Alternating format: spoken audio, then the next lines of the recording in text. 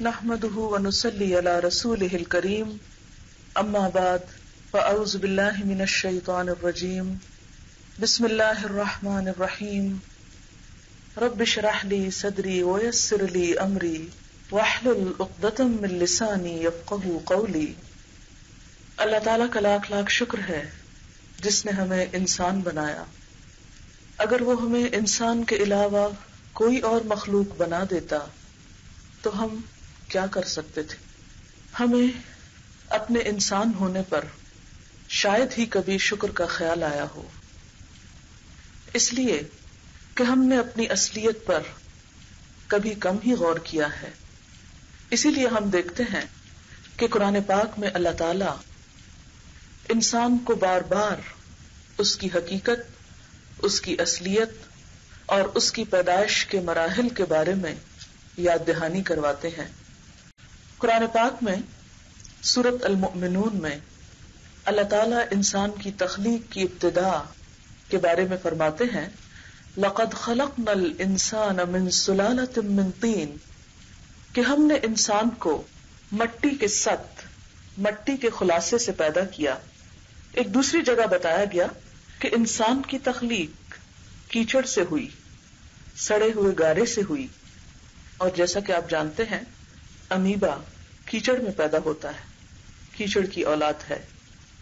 اسی طرح انسان اپنی اصلیت اور اپنی ابتدا میں کہاں سے پیدا ہوا؟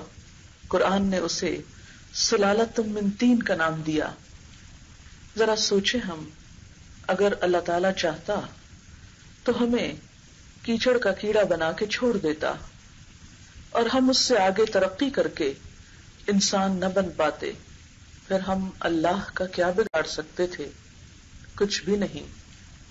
دنیا کی ان نعمتوں سے جو آج ہم لطف اندوز ہو رہے ہیں، بھلا کہاں فائدہ اٹھا سکتے تھے؟ یہ رنگا رنگی، یہ زینت، یہ حسن اور یہ طرح طرح کی نعمتیں جو دن رات ہم اندھا دھند استعمال کر رہے ہیں، بھلا ہمارا ان میں کیا حصہ ہوتا؟ لیکن اللہ تعالیٰ نے ہمیں انسان بنایا۔ اس اگلے مرحلے پر انسان کے بارے میں فرمایا کہ خلقنا النطفة علقة، ہم نے نطفہ کو علقہ میں تبدیل کیا۔ علقہ عربی زبان میں جمے ہوئے خون کو کہتے ہیں۔ اسی طرح علقہ کا معنی ہوتا ہے لٹکی ہوئی چیز، سسپینڈڈ۔ اسی طرح جونک کو بھی عربی زبان میں علقہ کہا جاتا ہے۔ انسان اگر اسی مرحلے میں چھوڑ دیا جاتا، رحم مادر میں لٹکی ہوئی شکل میں ہمیشہ کے لیے، یا جمے ہوئے خون کی شکل میں، یا ایک جونک کی شکل میں، اور جونک آپ کو معلوم ہے کہاں پیدا ہوتی ہے؟ جوہڑ میں، چھپڑ میں۔ گائے بھینسیں جب اس میں نہانے کے لیے جاتی ہیں تو عموماً ان کو چمٹ جاتی ہیں۔ اگر اللہ تعالیٰ ہمیں بھی ایک جونک بنا کر کسی چھپڑ میں پیدا کر دیتا تو ہم کیا کر سکتے تھے؟ لیکن اس احسن الخالقین نے ہمیں بہترین شکل پر پیدا کیا۔ پھر فرمایا کہ ہم نے اس علقہ کو مضغہ میں تبدیل کیا۔ مضغہ گوشت کی بوٹی کو کہتے ہیں جو چبائے جانے کے لائق ہوتی ہے۔ اس شکل میں انسان اپنے ماں کے پیٹ میں، رحم مادر میں، مائکروسکوپک طریقے سے اگر اس کو دیکھا جائے تو بالکل جانور کے مشابہ ہوتا ہے۔ بازوں کی جگہ پہ چھوٹے چھوٹے نشان اور ٹانگوں کی جگہ پر اور لمبی سی ٹیل، جو انسان کو دکھایا گیا کہ اللہ نے تجھے کہاں سے اٹھا کر کہاں پہنچایا۔ وہ چاہتا تو ہمیں ایک جانور بنا دیتا، کوئی کتے یا بلی کی شکل میں، ہم در بدر کی ٹھوکریں کھاتے پھرتے تو ہم اس کا کیا بگاڑ لیتے؟ لیکن اللہ تعالیٰ نے ہمیں جانور نہیں پیدا کیا، انسان پیدا کیا۔ فرمایا ثم انشأناہ خلقا آخر، پھر ہم نے اس کو ایک دوسری ہی مخلوق بنا کر اٹھایا۔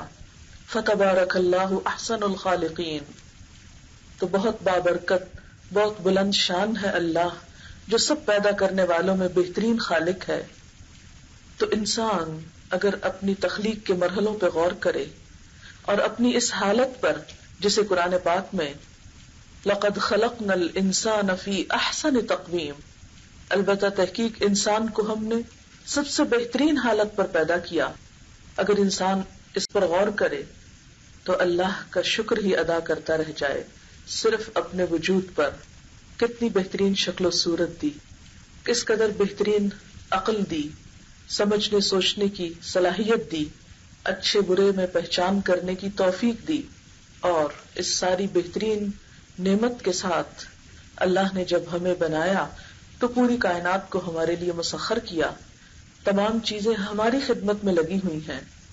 یہ سورج ہو، چاند ہو، ستارے ہوں، ہوائیں ہوں، بادل ہوں، سمندر ہوں یا خشکی ہو، نباتات ہوں یا جمادات، ہم اپنی مرضی کی چیزیں ان سے بناتے چلے جاتے ہیں، اپنی ضرورت کے سامان ان سے نکالتے چلے جاتے ہیں. یہ سب کچھ پا کر آخر ہم پر بھی تو کوئی ذمہ داری عائد ہوتی ہوگی، ہمارا بھی تو کچھ فرض بنتا ہوگا. اور پھر صرف ان چیزوں سے ہی فائدہ حاصل کرنا نہیں سکھایا اللہ نے، ہم پر ایک اور بہت بڑا احسان کیا کہ ہمیں محمد رسول اللہ صلی اللہ علیہ وسلم کی امت میں سے پیدا کیا.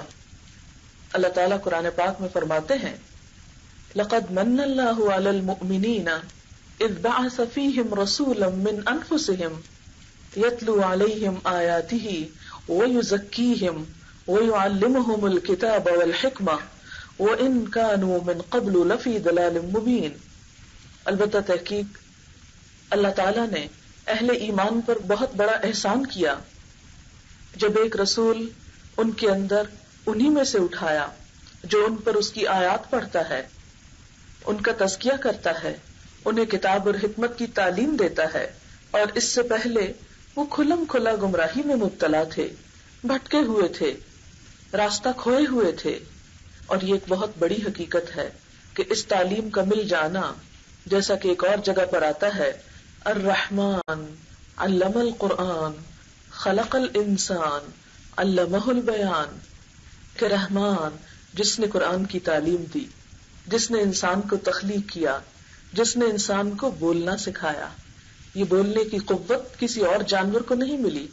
کوئی اور جانور انسان کے علاوہ اس طرح بات نہیں کر سکتا جس طرح میں اور آپ اپنے جذبات، غم، غصے، خوشی، عقل، ہر چیز کا اظہار اپنی زبان کے ساتھ کرتے ہیں. انسان کی بہترین کوالٹی کہ جس میں اللہ تعالیٰ نے ہمیں قرآن کی تعلیم دی، تو یہ رحمان کی رحمت کا ایک بہت عظیم الشان اظہار ہے کہ اس نے ہمارے اندر ایک نبی بھیجا اور اس کو کتاب دی، حکمت کی باتیں دی اور ہمیں بھٹکنے سے بچا لیا. اس اللہ کے رسول محمد الرسول اللہ صلی اللہ علیہ وسلم نے دنیا میں ایک بہترین مثالی معاشرہ قائم کر کے دکھایا، انسان کو انسان سے ملایا، محبتیں عام کی، امن اور سکون کو عام کیا. اور اس سے پہلے لوگ ان تمام تصورات سے نہ آشنا تھے. عربوں کے ہاں 1700 جنگوں کے تاریخی ریکارڈ ملتے ہیں. جنگ بعث جو آپ صلی اللہ علیہ وسلم کی آمد پر ختم ہوئی 120 سال سے 2 قبیلوں کے درمیان جاری تھی، بے شمار کشت و خون ہو چکا تھا. ان قبائل کو آپ صلی اللہ علیہ وسلم نے شیر و شکر کر دکھایا، کالے اور گورے کا حقیقتاً فرق مٹایا. رومی یا ایرانی یا عربی، ان سب کو ایک جگہ پر لا کھڑا کیا اور ان کے درمیان کوئی فرق نہ رہا. آج محمد رسول اللہ صلی اللہ علیہ وسلم کی تعلیمات کے بغیر نہ صرف یہ کہ ساری دنیا بلکہ ہم خود بھی فرقہ واریت، اختلافات، گروہ بندیوں، ذاتوں اور مختلف چیزوں میں تقسیم ہو چکے ہیں. ہمارے گھروں کے اندر سکون اور اطمینان نام کی چیز نہیں رہی. بھائی بھائی کو کاٹ رہا ہے، رشتہ دار ایک دوسرے کو دیکھ نہیں سکتے. یہ ہمارے اندر یہ سب کچھ کیوں ہوا؟ وہاں تو بلال حبشی اور عمر فاروق ایک جگہ پر بیٹھے ہیں، آقا اور غلام کا فرق مٹ چکا ہے. حضرت ابو بکر صدیق رضی اللہ تعالی عنہ نے حضرت بلال کو آزاد کرایا تھا. حضرت عمر کہا کرتے تھے سیدنا ابو بکر اعتق سیدنا بلال، ہمارے آقا ابو بکر نے ہمارے آقا بلال کو آزاد کروایا تھا. وہ جو غلام تھے وہ آقا کہلانے لگے اپنی کوالٹیز کی وجہ سے، اپنی قابلیتوں کی وجہ سے، اپنے تقوی اور ایمان کی وجہ سے. لیکن آج ہمارے اندر جو کلاس سسٹم ہے، جو معاشرتی اور طبقاتی تقسیم ہو چکی ہے، اس نے دراصل انسانوں کے درمیان محبت جنم نہیں دی، انسانوں کو انسانوں کا خیر خواہ اور وفادار نہیں بنایا، انسان کو انسان کے خون کا پیاسا بنا دیا، ایک دوسرے کا دشمن بنا دیا، باہم حسد اور فساد نے جنم لیا، اور انسان نے اپنے ہاتھوں اپنی زندگی کو جہنم بنا لیا۔ ان سب مشکلات سے نکلنے کا راستہ کہاں کو ہے؟ کدھر کو جانا چاہیے انسان کو؟ محمد الرسول اللہ صلی اللہ علیہ وسلم کے اسوہ حسنہ کو اپنانے میں ان تمام مشکلات کا حل ہے، اور اس کے لیے ضروری ہے کہ ہم آپ کی ذات سے وابستہ ہو جائیں، کیونکہ اللہ تعالیٰ نے یہ گواہی دی وَإِن كَانُوا مِن قَبْلُ لَفِي ضَلَالٍ مُبِينٍ کہ آپ کے آنے سے پہلے لوگ حقیقتاً گمراہی میں تھے، بھٹک رہے تھے، بہکے ہوئے تھے، راستہ گم کیے ہوئے تھے، اور آج بھی انسانیت محمد الرسول اللہ کے بغیر بھٹکی ہوئی ہے۔ آج ہمارا تو حال یہ ہے کہ مسلمانوں کے اندر زکوٰۃ کا نظام ہونے کے باوجود بھوک ہے، افلاس ہے، غربت ہے، بیماری ہے، تمام مشکلات ہیں، لیکن جن ممالک نے ترقی کے بلبوتے پر ان مسائل پہ قابو بھی پایا، وہاں بھی حقیقی امن نظر نہیں آتا، وہاں اس سے بھی بڑے بڑے مسائل نے جنم لیا، لا علاج بیماریوں نے جنم لیا، اور انسانیت آج بھی بھٹک رہی ہے۔ لیکن آج انسانیت جس کو ہم بہت محترم قرار دیتے ہیں، بہت ترقی یافتہ قرار دیتے ہیں، مگر اس پر نظر ڈالیں جنہوں نے اللہ کے بھیجے ہوئے رسولوں کی رہنمائی کے بغیر خود اپنی عقل کے ذریعے اپنی منزل اور اپنا راستہ تلاش کرنا چاہا، ان کا حال کیا ہے؟ ان پر تھوڑی سی نظر ڈال لیں کہ ان میں سے بہت سارے لوگوں نے اپنی ساری زندگیاں اس حقیقت کو پانے میں لگا دی کہ انسان کی ابتدا کہاں سے ہوئی، کیونکہ وحی کی رہنمائی سے تو انہوں نے گلو خلاصی کرا لی، اللہ اور اس کے رسول پر اعتماد اور ایمان اٹھ گیا، تو اس کے بعد اپنی عقل پر ایمان لا کر اور اپنی کوششوں اور اپنے زور بازو کے ذریعے انہوں نے حقیقت کو پانے کی کوشش کی، تو آج بھی وہ بھٹک ہی رہے ہیں۔ آپ کو معلوم ہے کہ کائنات کی ابتدا اور آغاز اللہ تعالیٰ کی کتاب میں بہت واضح طرح بتایا گیا ہے کہ کیسے ہوا اور کون ہے اس پوری کائنات کا خالق و مالک، اور اس کائنات کے نظام کو کس طرح بہترین پرامن طریقے سے چلانا چاہیے۔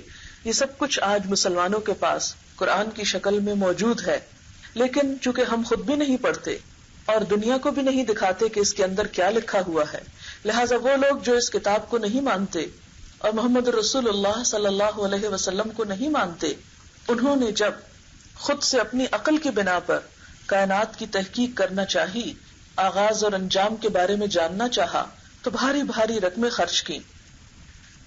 ایٹم کے بارے میں آپ سب جانتے ہیں کہ اس کے 2 اجزاء ہوتے ہیں، نیوٹران اور پروٹان۔ صرف پروٹان کی تحقیق کے لیے امریکہ میں جو مشین لگائی گئی، اس پر $550 ملین کی رقم خرچ آئی کہ یہ جانا جائے کہ یہ ذرہ کیا ہے، اور چونکہ ذرے کا راز اگر معلوم ہو جائے تو پوری کائنات کا حال معلوم ہو سکتا ہے، آغاز معلوم ہو جائے تو انجام کے راز کو بھی پا لیا جائے گا۔ لیکن اتنی بھاری رقمیں خرچ کرنے کے باوجود انسان اپنے نقطۂ آغاز کو نہیں سمجھ سکا، نہیں پا سکا۔ جس تحقیق اور جس سائنسی ترقی کے اوپر ہم مرے جا رہے ہیں، مٹے جا رہے ہیں، ان انسانوں کا حال تو یہ ہے کہ وہ خود مانتے ہیں کہ صرف اس کائنات کے ستاروں کو گننے کے لیے 300 کھرب سال چاہیے۔ 1 کھرب کے قریب گیلیکسیز ہیں، اور ہر گیلیکسی میں 1 کھرب ستارے ہیں۔ صرف ان کو گننا شروع کر دیں 1 2 3 4 5 تو 300 کھرب سال چاہیے۔ جن لوگوں کو کائنات کا علم ہی نہیں، وہ کائنات کے لیے امن و امان کا کون سا فارمولہ پیش کر سکتے ہیں؟ جو کسی مشین کو سمجھتے ہی نہیں۔ جب کسی کی کل کو نہ سمجھا جائے تو جز کے لیے کوئی علاج تجویز نہیں کیا جا سکتا۔ آپ کسی بھی جراح کو سرجن کا نام نہیں دے سکتے، یا جسم کے کسی ایک عضو کے مطالعہ کر لینے والے کو ڈاکٹر نہیں مانتے۔ کسی بھی اسپیشلائزڈ ڈاکٹر کے لیے ابتدا میں ضروری ہوتا ہے کہ پوری ہیومن باڈی کو جانے، اور وہ MBBS کے سارے مرحلے سے گزرے، کئی سال کے مطالعے کے بعد جا کر پھر آگے اسپیشلائزیشن شروع ہوتی ہے، اور پھر جا کر وہ اس قابل ہوتا ہے کہ جسم کی ہڈیوں کا یا اسکن کا یا کسی اور چیز کا علاج کرے۔ جز کے علاج کے لیے کل کا علم ضروری ہوتا ہے۔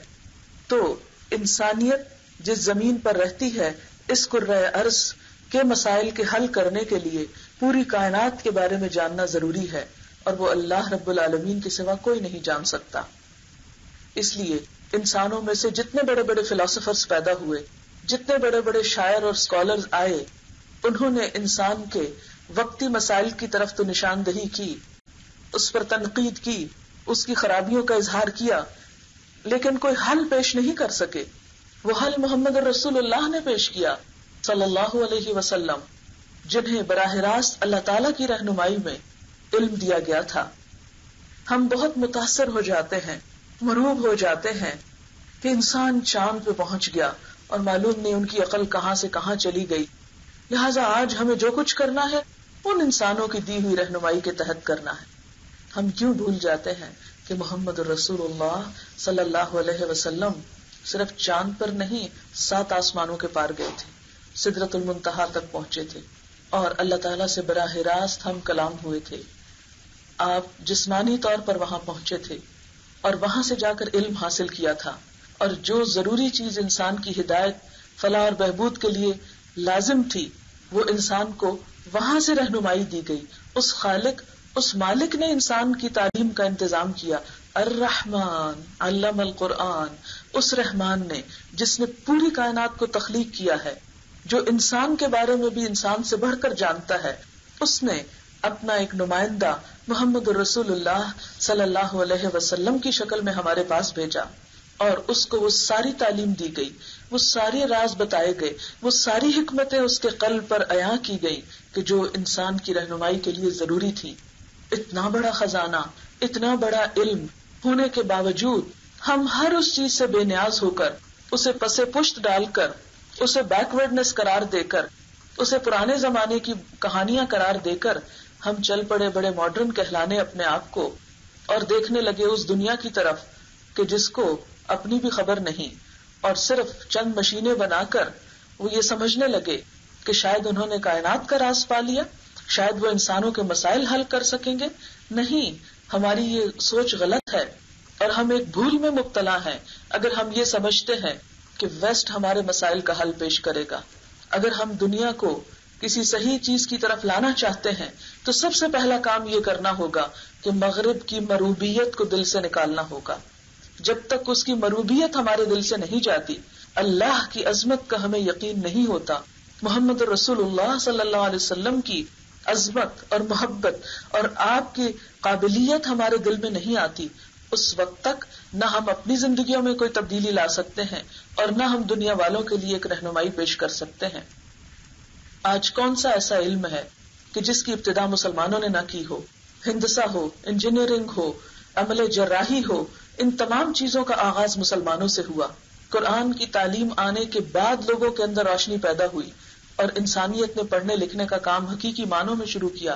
لیکن افسوس کے ساتھ کہنا پڑتا ہے کہ ہم اپنی تاریخ سے بالکل غافل، ہم اپنے ہیروز سے بالکل غافل، ہم مسلم سائنٹسٹ کے نام تک نہیں بتا سکتے.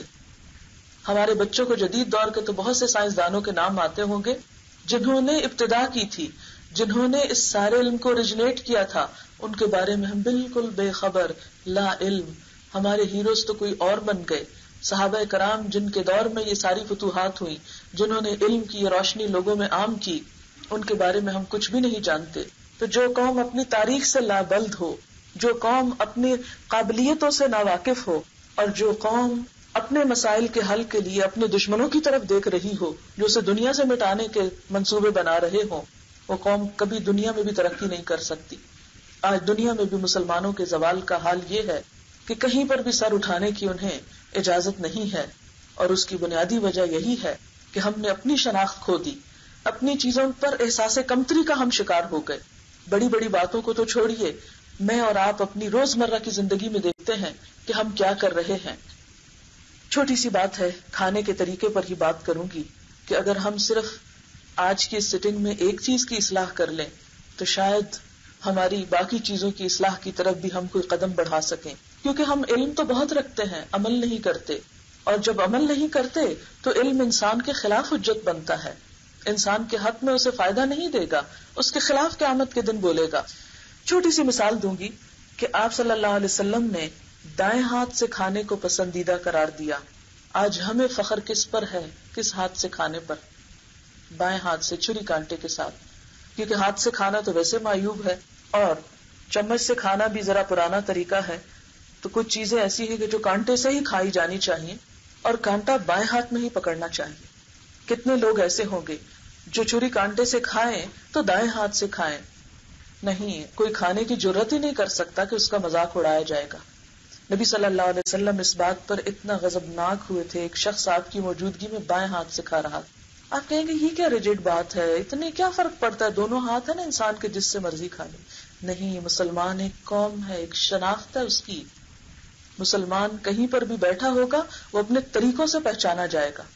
وہ محمد رسول اللہ صلی اللہ علیہ وسلم کا اتباع کرے گا، اس کی اصل وہاں سے جڑی ہوئی ہوگی، اس لیے کہ اس کو اللہ سبحانہ و تعالیٰ کی طرف سے رہنمائی دی گئی. ایک شخص آپ کی موجودگی میں بائیں ہاتھ سے کھا رہا تھا، آپ نے اسے روکا اور کہا دائیں ہاتھ سے کھاؤ. اس نے کہا میں نہیں کھا سکتا. آپ نے فرمایا کبھی نہ کھا سکو، اور مرتے دم تک اس شخص کا دایاں ہاتھ منہ تک نہ اٹھا. آج ہم میں سے کتنے لوگ ہیں جو اپنے بچوں کو بتاتے ہوں کہ دائیں ہاتھ سے کھانا چاہیے. پھر اسی طرح بیٹھ کر کھانے کی بات، ہم میں سے کتنے لوگ اس بات کی کیئر کرتے ہیں. نبی صلی اللہ علیہ وسلم نے سخت ناپسند کیا اس بات کو کہ کھانا کھڑے ہو کر کھایا جائے، الا یہ کہ کوئی مجبوری ہو. لیکن ہم بغیر مجبوری کے کھڑے ہو کر کھاتے ہیں. آج اگر ہمیں کوئی ڈاکٹر منع کر دے کہ دیکھو فلاں بیماری ہو جائے گی اگر کھڑے ہو کر کھاؤ گے، ہم فوراً بیٹھ جائیں. ڈاکٹر پر اعتماد زیادہ ہے، محمد رسول اللہ صلی اللہ علیہ وسلم پر اعتماد نہیں. قرآن پاک میں آتا ہے یأکلون کما تأکل الانعام، کافروں کے بارے میں آتا ہے یہ اس طرح کھاتے ہیں جیسے جانور کھاتے ہیں. اور جانور چلتے پھرتے گھومتے پھرتے، کبھی اس درخت سے منہ مارا کبھی اس سے مارا، اور کوئی ادب نہیں، سلیقہ نہیں، تمیز نہیں. آج ہم میں سے کتنے لوگ ہیں جو اس ادب کی پابندی کرتے ہوں. ہم تو کھڑے ہو کر کھانا ماڈرنزم سمجھتے ہیں، فخر کی بات سمجھتے ہیں. ہاں، آج ہمیں پتہ چل جائے کہ فلاں فلاں بیماری اس سے لگ جائے گی تو ہم بیٹھ جائیں. ہم اللہ اور اس کے رسول کی عظمت کو سامنے رکھتے ہوئے ان کے ادب اور احترام میں نہیں بیٹھیں گے، بیماری کے ڈر سے بیٹھ جائیں گے. پھر ایسے میں تو ثواب بھی کہاں ہوگا اور جزا کس بات پر ہوگی. پھر اسی طرح یعنی چھری کانٹے سے کھانا منع نہیں ہے. ایک حدیث میں آتا ہے نبی صلی اللہ علیہ وسلم گوشت چھری سے کاٹ کے کھا رہے تھے. جہاں ضرورت ہو چمچ بھی یوز کر سکتے ہیں. اب ظاہر سوپ پینا ہے تو آپ اس کو ہاتھوں سے تو نہیں پی سکتے، یا کوئی اور ایسی چیز کھانی ہے تو آپ چمچ سے کھا سکتے ہیں، چھری سے کاٹ سکتے ہیں. لیکن ہمیں منع نہیں کیا گیا کہ چھری مت استعمال کرو، منع نہیں کیا گیا کہ چمچ مت استعمال کرو، لیکن اس سے منع کیا گیا کہ بائیں ہاتھ سے مت کھاؤ، اس سے منع کیا گیا کہ کھڑے ہو کر مت کھاؤ. اور پھر ہم جب غلط کام کرتے ہیں تو اس پر کانفیڈنٹ ہوتے ہیں. شیطان کتنا ہمیں خوش کرتا ہے، واہ کیا کانفیڈنٹ ہے، کتنا کانفیڈنس ہے اس شخص کو کہ یہ سب طریقے جانتا ہے. اور کبھی ہمیں شرم نہیں آئے گی، نہ اللہ سے آتی ہے نہ اس کے رسول صلی اللہ علیہ وسلم سے آتی ہے، جب ہم اللہ کی نافرمانی کرتے ہیں اور رسول اللہ صلی اللہ علیہ وسلم کی سنتوں کا مذاق اڑاتے ہیں. مسواک کی بات ہے. مسواک کرنے کے بارے میں اگر کوئی سائنٹسٹ یہ کہہ دے کہ مسواک کرنے سے معدے کی ساری بیماریاں ختم ہو جاتی ہیں تو ہم آج مسواک اٹھا لیں. لیکن محمد رسول اللہ صلی اللہ علیہ وسلم کی سنت سمجھ کر ہم میں سے کتنے لوگ مسواک کریں گے؟ ذرا آپ سروے کر سکتے ہیں جا کر.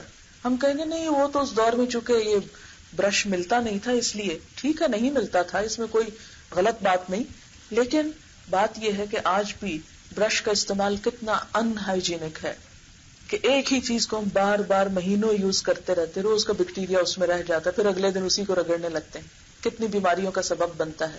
لیکن ہمیں اس کی فکر نہیں. مسواک ہر روز نیا فریش اس کا وہ نکلتا ہے. پھر آپ دیکھیں کہ آپ صلی اللہ علیہ وسلم کے مسواک کا طریقہ ہم میں سے اکثریت کو نہیں پتا ہوگا کہ آپ مسواک کیسے کرتے تھے. چھوٹی سی سنت، روز کی سنت. آپ نے فرمایا اگر میری امت پہ بھاری نہ ہوتا میں ہر نماز کے ساتھ مسواک فرض کر دیتا. آپ کے مسواک کا طریقہ آپ کسی سے بھی پوچھ لیں، حتیٰ کہ دیندار بہت سارے لوگوں سے پوچھ لیں، بہت کم لوگ یہ جانتے ہوں گے کہ آپ کیا کرتے تھے. اس لیے کہ مجھے خود بہت بڑی عمر میں آ کے پتا چلا کہ آپ مسواک کرتے کیسے تھے. یعنی نہ ماں باپ نے سکھایا، نہ کہیں معاشرے نے سکھایا، اور نہ کہیں اور سے پڑھا. ہماری کتابوں میں یہ باتیں تو لکھی ہوئی نہیں، وہاں تو اور ہی قصے ہیں. اسلامیات کا نام ہو یا کچھ اور اردو کی کتاب میں دین کے حوالے سے کچھ باتیں ہوں تو اور طرح طرح کے قصے، اولیاء کرام کی باتیں. لیکن محمد رسول اللہ صلی اللہ علیہ وسلم کی سنتیں وہ سب ناپید ہوتی چلی گئیں. آپ صلی اللہ علیہ وسلم جب مسواک کرتے تھے تو حدیث میں آتا کان یشو صفا ہو، دائیں سے بائیں، دائیں سے بائیں. اور آپ دیکھیں کہ کچھ عرصہ پہلے آپ سن رہے تھے کہ برش اوپر سے نیچے کریں، لیکن بعد میں کیا آیا کہ سخت نقصان دہ ہے اوپر سے نیچے کرنا، سارے مسوڑے خراب ہوتے ہیں، وہ زخمی ہوتے ہیں اور نقصان پہنچتا ہے. آپ صلی اللہ علیہ وسلم کے بارے میں خاص طور پر صحابہ ایک ایک چیز نوٹ کرتے تھے، اس کو آگے روایت کرتے تھے، صحابہ کرام اس کو فالو کرتے تھے دائیں سے بائیں. پھر آپ کا طریقہ یہ ہوتا تھا کہ جب مسواک نرم ہو جاتا تھا زبان کو صاف کرتے تھے اس کے ساتھ. آپ دیکھیں کہ صبح کے وقت اگر آپ اس کو ٹرائی کریں، آپ دیکھیں گے آپ کی زبان سے بے پناہ علائشیں اتریں گی. پھر کہیں میں نے پڑھا کہ اگر ذرا سا گلے تک لے جایا جائے، ہلکا سا تھوڑا سا آگے لے جایا جائے، تو یہ جو گلینڈز ہیں یہ ایکٹیو ہو جاتے ہیں، اور اس سے انسان بہت پورے باڈی اس کی ایکٹیو ہو جاتی ہے، کیونکہ گلینڈز بہت بڑا اثر رکھتے ہیں ہمارے جسم کے فنکشن میں. حضرت عائشہ روایت کرتی ہے کہ آپ صلی اللہ علیہ وسلم جب مسواک کرتے تھے تو او کی آواز آتی تھی. وہ کیا تھا کہ جو ہی ذرا سا گلے کو یہاں تک صاف کرتے، گلینڈز کو ٹچ کرتے، گلے کے جو ہیں ٹونسلز وغیرہ جہاں ہوتے، تو اس سے کیا ہوتا ہے، ایک دم یوں لگتا ہے جیسے وامٹ کرنے لگے ہیں، اور اس سے معدے کی سب فالتو جو ایسڈز اور علائشیں ہیں وہ باہر آ جاتی ہیں اور یہ حصہ ایکٹیو ہو جاتا ہے. اسی طرح بہت سے فائدے بتائے گئے، لیکن ہمیں ان فائدوں سے کیا لگے، وہ 1400 سال پہلے کی حکمت ہے. نہیں، آج بھی اس کے برابر کی کوئی حکمت، کوئی علاج اور کوئی میڈیسن ایسی دریافت نہیں ہوئی. اگر ہم صرف اس ایک طریقے کو استعمال کرنا شروع کر دیں تو ہم بہت سی بیماریوں سے بچ سکتے ہیں. لیکن یہ محمد رسول اللہ کا طریقہ ہے صلی اللہ علیہ وسلم، جن کی شان میں ہم نعت تو پڑھ سکتے ہیں، ہم جھوم سکتے ہیں، ہم رو سکتے ہیں، مگر آپ کی بات نہیں مان سکتے. مجھے تو ایسی محبت کی کبھی سمجھ نہیں آئی کہ انسان دوسرے کو یہ کہے کہ I love you, I respect you, لیکن آپ کی کوئی بات نہیں میں مان سکتا. I can do nothing for you. آپ صلی اللہ علیہ وسلم کو ہم پھولوں کے گلدستے تو پیش کر رہے ہیں، ہدیہ نعت کے گلدستے تو پیش کر رہے ہیں، لیکن آپ کے بتائے ہوئے طریقے کے مطابق نہ کھانا جانتے ہیں، نہ پہننا جانتے ہیں، نہ کسی سے بات کرنا جانتے ہیں، اور حقیقی معنوں میں آپ کے طریقوں کے مقابلے میں غیروں کے طریقوں سے متاثر ہیں. وہ شخص جس کی حکمتوں کے سورس اللہ رب العزت کی ذات تھی، جس نے کسی انسان سے تعلیم حاصل نہیں کی، جس کا براہ راست معلم رب العزت تھا، جو پوری کائنات کا خالق ہے، اور جس کے مقابلے میں انسان کا علم کیا ہے، وَلَا يُحِيطُونَ بِشَيْءٍ مِّنْ عِلْمِهِ إِلَّا بِمَا شَاءَ. وہ اس کے علم کا احاطہ نہیں کر سکتے مگر جتنا وہ چاہتا ہے. حضرت موسیٰ علیہ السلام خضر کی ملاقات کے لیے جب گئے اللہ تعالیٰ کے حکم پر، کیونکہ خضر موسیٰ علیہ السلام سے زیادہ علم رکھتے تھے، تو سب سے پہلے جب وہ ان کو لے کے کشتی میں سوار ہوئے تو اتنے میں ایک چڑیا آئی اور اس نے سمندر میں ایک چونچ مار کے پانی پیا. تو حضرت خضر نے موسیٰ علیہ السلام کو بتایا کہ موسیٰ، تم جانتے ہو اللہ تعالیٰ کا علم کتنا ہے بندے کے علم کے مقابلے میں؟ فرمایا کہ ساری دنیا کا علم بس یہ ایک قطرہ ہے جو اس چڑیا کے منہ میں ہے، اور اس کے مقابلے میں یہ سمندر اللہ کا علم ہے. ہم اس قطرے کو تو بڑی اہمیت دیتے ہیں، اس کے پیچھے تو مرے جاتے ہیں، ساری زندگی لگاتے ہیں، لیکن وہ سمندر، اس کی کچھ شعاعیں اور کچھ چھینٹیں قرآن اور سنت کے علم کے، وہ ہم میں سے کتنے لوگوں کی روح پر پڑ چکے ہیں. ہم میں سے کتنے لوگوں نے اپنا وقت، اپنی جان، اپنا مال، اپنی کچھ قربانی اس کام کے لیے کی ہو. پھر ہم کیسے حقدار ہیں جنت کے، کیسے امیدوار ہیں اللہ کی مزید نعمتوں کے، جب اس نے جو پہلے نعمتیں دی ان کی تو ابھی تک ہم نے قدردانی نہ کی، ان کو تو پرانی باتیں سمجھ کر ایک طرف رکھ دیا، اور ان کے مقابلے میں دوسرے لوگوں کی عظمت کے ہم گن گاتے ہیں دن رات. کسی بھی زبان کو ہم سیکھ سکتے ہیں، لیکن جو مروبیت ہے، جو ہمارے اندر روب ہے، جو محبت اور عظمت ان زبانوں کے لیے آ گئی ہے، یہ ناپسندیدہ ہے. آپ دیکھیں گے مجھے پچھلے سال فرانس جانے کا اتفاق ہوا، نہ ان کے میوزیم میں کوئی انگریزی لکھی ہوئی تھی، نہ ان کا کوئی شخص بولتا نظر آتا تھا. میوزیم میں ایک جگہ پر بائبل کے سکرولز تھے جو ڈیڈ سی سے وہ ملے ہیں، اس کے کنارے سے بہت پرانے اور بہت ہی زبردست قسم کی قیمتی ڈاکیومنٹ تھا. اور میں تڑپ رہی تھی کہ کوئی شخص مجھے پورے اس ایریا میں مل جائے جس کو انگریزی آتی ہو اور مجھے یہ جو اس کے نیچے لکھا ہے صرف یہ پڑھ کے سنا دے کہ یہ کیا لکھا ہوا ہے. میں جاننا چاہتی. بائبل کے بہت پرانے قدیم نسخے زمین کی کھدائی کے دوران کچھ ملے ہیں، ایک پہاڑ کی کھو سے یا بہرحال کہیں سے بھی انہوں نے ڈسکور کیے ہیں، اور وہ سینکڑوں سال پرانے تھے، اور اس کو انہوں نے اس وقت میوزیم میں ڈسپلے کیا ہوا تھا. اور میں تڑپتی تھی کہ کسی طرح مجھے پتا چلے کہ انہوں نے کیسے ڈسکور کیا، کیا ساری ان کی ہسٹری جاننا چاہتی تھی. کافی دیر میں نے اس کام کے لیے لگائی کہ میں ایک ایک جگہ پھری کہ کوئی سٹاف میں سے کوئی گائیڈ کوئی کچھ بھی ہو جو مجھے انگریزی میں کوئی انگریزی نہیں جانتا تھا وہاں پورے ایریے میں. وہ بھی ترقی کر گئے ہیں اپنی زبان کے ساتھ، ان کو کوئی مرغوبیت نہیں انگریزی زبان کی، انہیں کوئی شوق ہی نہیں ہے. سڑک پہ جاتے ہوئے راستہ پوچھنا ہوتا تھا، کوئی ہمیں انگریزی میں بتانے والا ملتا نہیں تھا. اکا دکا خال خال کہیں کوئی جیسے اسکول میں کوئی ایسے سبجیکٹ پڑھتا ہے کسی زبان کو. لیکن ہم ہیں کہ ہم سمجھتے ہیں نہ ہماری زبان کسی کام کی، نہ ہمارے کلچر میں کوئی خیر ہے، نہ ہمارے ملک میں کوئی خیر ہے، نہ ہمارے بندوں میں کوئی خیر ہے. کیسی ہے یہ نفرت؟ اپنے آپ سے نفرت، اپنے بندوں سے نفرت، اپنی زبان سے نفرت، اپنے دین سے نفرت، اپنے کلچر سے نفرت. تو جو قوم اپنے آپ سے نفرت کرنے لگے وہ اپنی دشمن نہیں تو اور کیا ہے.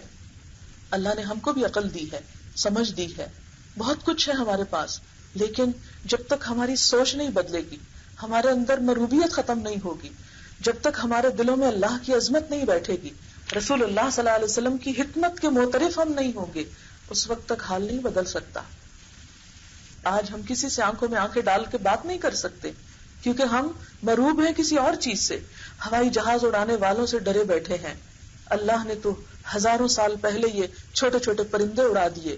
اور آپ کو معلوم ہے کہ جب ان کی مائگریشن ہوتی ہے برڈز کی، اگر آپ نے کچھ پڑھ رکھا ہو تو ایک کانٹیننٹ سے دوسرے کانٹیننٹ میں جانے کے لیے ان کا کچھ بڑا خرچ نہیں آتا، لیکن ایک جہاز جب ہوتا ہے دوسری جگہ جانے کے لیے کتنی پولوشن چھوڑتا ہے اور کتنے ہزاروں لاکھوں اس پر خرچ آتے ہیں، اور اس میں کتنے ڈیفیکٹ بار بار ہوتے ہیں کہ جب تک فلائٹ انجینئر ساتھ نہ ہو تو خطرہ ہوتا ہے کہ کوئی گڑبڑ نہ ہو جائے اور انسانوں کی زندگی خطرے میں نہ پڑ جائے.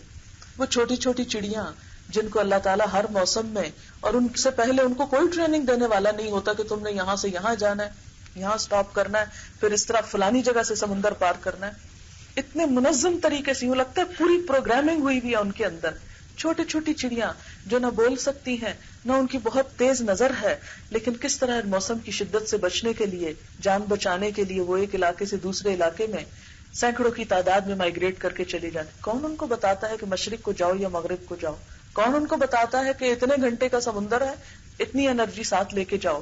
وہ سب کچھ قدرت کر رہی ہے نا. اس قدرت سے ہم کبھی مروب نہیں ہوئے کہ جو ایک مکھی کو بھی اڑا رہا ہے، لیکن وہ جہاز بنانے والوں سے ہم بڑے مروب ہیں. وہ اڑانے والوں سے ہم مرے جاتے ہیں اور ان کے آگے جھکے جاتے ہیں. اپنی پالیسیز ہم ان سے پوچھ کے بناتے ہیں، اپنے کھانے پینے کے طریقے ان سے سیکھتے ہیں، لین دین کے، میل ملاقات کے، گفتگو کے آداب اپنے تو ہم نے کتابوں میں بند کر کے کہیں شیلفوں میں دبا دیے، اور اپنے ملک کے جغرافیے، اپنی تاریخ سے بالکل ناواقف. اگر میں آپ میں سے کسی سے بھی پوچھوں حضرت عثمان رضی اللہ تعالیٰ عنہ کے دور میں اسلامی فتوحات کہاں تک گئی تھیں تو بہت کم لوگوں کو پتا ہوگا. اور آج ہمارے بچے اس کے بارے میں کچھ نہیں جانتے. آپ کو معلوم ہوگا کہ حضرت عثمان رضی اللہ تعالیٰ عنہ کے دور میں مسلمان چائنا تک پہنچ گئے تھے، دوسری طرف اسپین تک پہنچ گئے تھے، ادھر افریقہ کے بہت سے علاقے فتح ہو رہے تھے. آپ ذرا دیکھیں وہ صحابہ کرام جنہوں نے حضور صلی اللہ علیہ وسلم سے تربیت حاصل کی، ایک امی شخص سے وہ دنیا کے امام بنتے جا رہے ہیں. اس سے پہلے حضرت عمر کے دور میں روم اور ایران کی سلطنتوں کا ڈاؤن فال ہو چکا ہے، سپر پاورز اس دور کی. اور اس کے مقابلے میں آج ہم بھی مسلمان ہیں، نہ ہمارا روب ہے، نہ ہماری کوئی سے ہے، نہ ہمیں کوئی پوچھتا ہے. کشمیر میں چاہو تو جتنا چاہو خون بہا دو، چیچنیا میں چاہو جو کر لو، فلسطین میں جتنا چاہو ذلیل کر کے ٹھوکریں مار کے نکال دو. کیوں؟ وہ بھی ایک مسلمان تھے کہ علاقوں پہ علاقے فتح کرتے چلے گئے. اور آج ایک ہم مسلمان ہیں کہ اپنے ہی گھروں میں چین سے رہنا نصیب نہیں. ہم کہاں کھڑے ہیں؟ کیوں آج ہمارا یہ حال ہے؟ ہم سب کو سوچنا چاہیے. اور اس میں بہت سے فیکٹرز ہیں، لیکن ایک بنیادی وجہ یہ کہ ہمیں اپنے اوپر اعتماد نہیں. جس شخص کو اپنے اوپر اعتماد نہ ہو، اپنی کتاب پر اعتماد نہ ہو، اپنے دین پر اعتماد نہ ہو، اپنی صلاحیتوں پر اعتماد نہ ہو، وہ شخص کبھی زندگی میں ترقی نہیں کر سکتا. انڈیویجولی شاید ہم بہت کچھ کر رہے ہوں، لیکن ایک قوم کی حیثیت سے، امت مسلمہ کی حیثیت سے ہمارا کردار کہاں ہے؟ ہمیں تو اللہ تعالیٰ قرآن پاک میں فرما رہے ہیں کذالک جعلناکم امۃ وسطا لتکونوا شہداء علی الناس. ہم نے تو تمہیں بہترین امت بنایا کہ تمام انسانوں کی رہنمائی کا کام کرو، سب کو حق کا پیغام پہنچاؤ. تم دنیا کو رہنمائی دو، دنیا کو بتاؤ کہ امن سے جینے کا طریقہ کیا ہے، دنیا کو بتاؤ کہ تکلیفوں اور دکھوں کا علاج کیا ہے، دنیا کو بتاؤ کہ روح کا سکون کس چیز میں ہے. اور آج ہم خود ہیں کہ اپنے ہی طریقوں سے منہ موڑے ہوئے ہیں. لہٰذا ہم سب کے لیے بہت ضروری ہے کہ ہم اپنی اصل کی طرف لوٹیں اور اپنی زندگی میں جہاں ہم نے بہت کچھ پڑھ لیا، بے شمار کتابیں، بہت سے علوم، بہت کچھ جان لیا، وہاں ہم قرآن کو بھی زندگی میں ایک دفعہ تھورلی پڑھیں اور اس وقت تک چین سے نہ بیٹھیں جب تک ایک ایک شخص اللہ سے نہیں جڑ جاتا، اللہ کی کتاب سے نہیں گزر جاتا، اللہ کے رسول صلی اللہ علیہ وسلم کی وزڈم سے جس کا تعلق نہیں ہو جاتا. اسی علم کا سیکھنا ہم سب پر فرض ہے. اگر کسی نے فزکس میں ماسٹرز نہ کیا تو اللہ تعالیٰ بالکل نہیں پوچھیں گے. اس کا یہ مطلب نہیں کہ امت مسلمہ کو فزکس میں ترقی نہیں کرنی چاہیے، وہ فرض کفایہ ہے. چند لوگ بھی اگر فزکس میں ماسٹرز ہوں گے، سائنٹسٹ ہوں گے، تو اللہ تعالیٰ ساری قوم کو معاف کر دیں گے. لیکن یہ جو دین کا بنیادی علم ہے، یہ جو اللہ کی کتاب ہے، یہ جو رسول اللہ صلی اللہ علیہ وسلم کی سنت ہے، یہ ہم سب پر سیکھنی فرض ہے، فرض کے درجے میں، جس کو آپ ہر روز وہ حدیث سنتے ہوں گے، طلب العلم فریضۃ علی کل مسلم. علم کا حاصل کرنا فرض ہے ہر مسلمان پر. دنیاوی علوم امت کے مختلف گروہ جو جس کی قابلیت رکھتا ہے وہ سیکھے، وہ پڑھے، ہر ایک پہ فرض نہیں. لیکن دین ہر بندے کی ضرورت ہے. ہر ایک کو مرنا ہے، حساب دینا ہے، قبر میں جانا ہے، حشر کے میدان میں اسے حساب کتاب دینا ہے، جنت یا جہنم اس کے لیے منتظر ہے. اسے اس دنیا میں اللہ نے جو عقل اور شعور دیا، صرف کھیل کود اور انجوائمنٹ کے لیے نہیں دیا. ما خلقت الجن والانس الا لیعبدون، میں نے جن و انس کو اپنی عبادت کے لیے پیدا کیا ہے. اور اب اللہ کی عبادت کیا ہے؟ اللہ کی غلامی اختیار کرنا، اللہ کو خالق مان کر اس کی مخلوق ہوتے ہوئے اپنی حیثیت کو، اپنے اندر ایک بندگی، ایک عاجزی پیدا کرنا، اللہ کا شکر ادا کرنا، اللہ تعالیٰ کے ساتھ ایک تعلق قائم کرنا. تو ہم میں سے یہ ہر ایک کی ضرورت ہے. جب تک ہم میں سے ہر شخص اس کے لیے کوشش نہیں کرے گا، اس وقت تک کسی دوسرے کا کیا ہم کو فائدہ نہ دے گا. کوئی اور کھانا کھا لے تو ہم کو اس سے کیا فائدہ جب تک ہم خود نہ کھائیں. کوئی اور پی لے تو ہماری پیاس نہیں بجھتی، کسی اور کے کرنے سے ہمیں نہیں حاصل ہوگا. یہ وہ فرض ہے کہ جس کو ادا کرنا ہم سب کی ضرورت ہے. لہذا ہم سب کو اس بات کے لیے سوچنا چاہیے، پلان کرنا چاہیے، غور و فکر کرنا چاہیے. آج میں خاص طور پر آپ کی ملاقات کے لیے اپنی ایک اسٹوڈنٹ لے کر آئی ہوں جو آذربائیجان سے آئی ہے، ایک ایسے ملک سے جہاں مسجدوں میں اذان کی آواز نہیں، جہاں نماز پڑھنے کی اجازت نہیں. وہاں سے اللہ تعالیٰ اس کو اٹھا کر یہاں تک اللہ نے پہنچایا ہے اور یہ دین کی تعلیم حاصل کر رہی ہے. اور آج ہمارے ملک میں سب آزادی ہونے کے باوجود ہم کیا کر رہے ہیں، ہمیں کیا کرنا ہے؟ شاید اس کی کسی بات سے آپ کے دل میں کوئی خیال آ جائے، ہماری ذاتی بھی اور امت کی تقدیر بدل جائے. میں اپنی بات اختتام کرتی ہوں اور میں اس بچی کو دعوت دیتی ہوں. یہ انگلش میں بات کرے گی، صرف تھوڑا ایکسنٹ فرق ہے، لیکن ذرا آپ غور سے سنیں گے تو انشاءاللہ آپ کو بات سمجھ میں آئے گی. یہ اپنا تعارف بھی کرائے گی اور کس طرح یہاں پہنچی یہ بھی انشاءاللہ بتائے گی. ربی اشرح لی صدری ویسر لی امری واحلل عقدۃ من لسانی یفقهوا قولی. My name is Nazila, and Azerbaijan, you maybe heard first time, it was a Russian state, and Russia captured it in the beginning of the 19th century, and Azerbaijan got independence land, first democratic republic in the Middle East. But again in 1920, the Soviet Union captured it again. And they killed all Islamic scholars. The Quran was forbidden to be read. If you kept Quran in your house, the police, they could come to your house and they killed all the family. Even they didn't give respite to the little children. They sent the head of family to Siberia. The women were tortured because their families, their husbands, their fathers, or their far relatives were Islamic scholars. And if it was so, who would teach the people about the Islamic way of life? Nobody. Once I attended in the party which was about the Prophet ﷺ's birthday in Islamabad.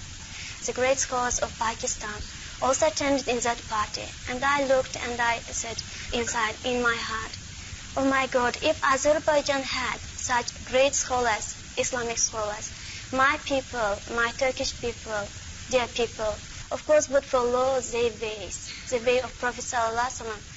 But then I thought that once Allah Ta'ala gave this chance to them, Azerbaijan was a historical center of Islamic culture.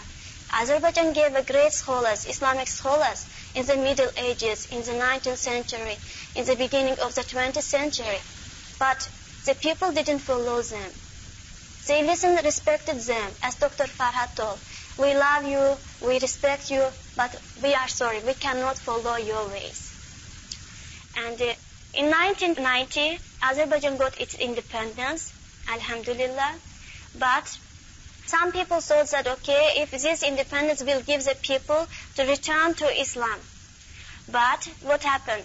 Some Turkish people from Turkey, they came to Azerbaijan, they built mosques. And daily there was 5 times azan.